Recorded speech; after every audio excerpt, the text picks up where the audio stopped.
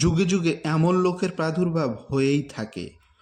কবিতার নাম নন্দলাল, লিখেছেন দ্বিজেন্দ্রলাল রায়।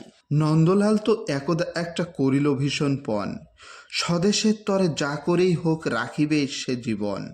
সকলে বলিল, করো কি নন্দলাল? নন্দ বলিল, বসিয়া বসিয়া রহিব কি চিরকাল? আমি না করিলে কে করিবে আর উদ্ধার এই দেশ? তখন সকলে বলিল, বাহবা বাহবা বাহবা বেশ। নন্দর ভাই কলেরাই মরে দেখিবে তাহারে কেবা। সকলে বলিল, যাও না নন্দ, করো না ভাইয়ের সেবা। নন্দ বলিল, ভাইয়ের জন্য জীবনটা যদি দিই, নাহেই দিলাম, কিন্তু অভাগা দেশের হইবে কি? বাঁচাটা আমার অতি দরকার, ভেবে দেখি চারিদিক। তখন সকলে বলিল, হ্যাঁ হ্যাঁ হ্যাঁ, তা বটে ঠিক।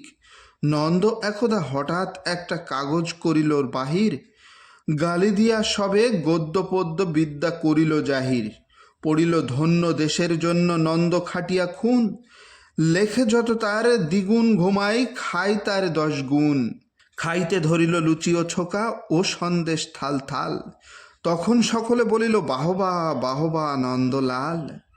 নন্দ একদা কাগজেতে এক সাহেবকে দেয় গালি, সাহেব আসিয়া গলাটি তাহার টিপিয়া ধরিল খালি। নন্দ বলিল, আহা, করো কি, ছাড়ো না চাই। কি হবে দেশের গলা টিপুনিতে আমি যদি মরে যাই? বলো কবিঘাত, নাকে দিব খত, যা বলো করিব তাহা। তখন সকলে বলিল, বাহবা বাহবা বাহা। নন্দ বাড়ির হতো না বাহির, কোথা কি ঘটে কি জানি। চড়িত না গাড়ি, কি জানি কখন উল্টাই গাড়ি খানি।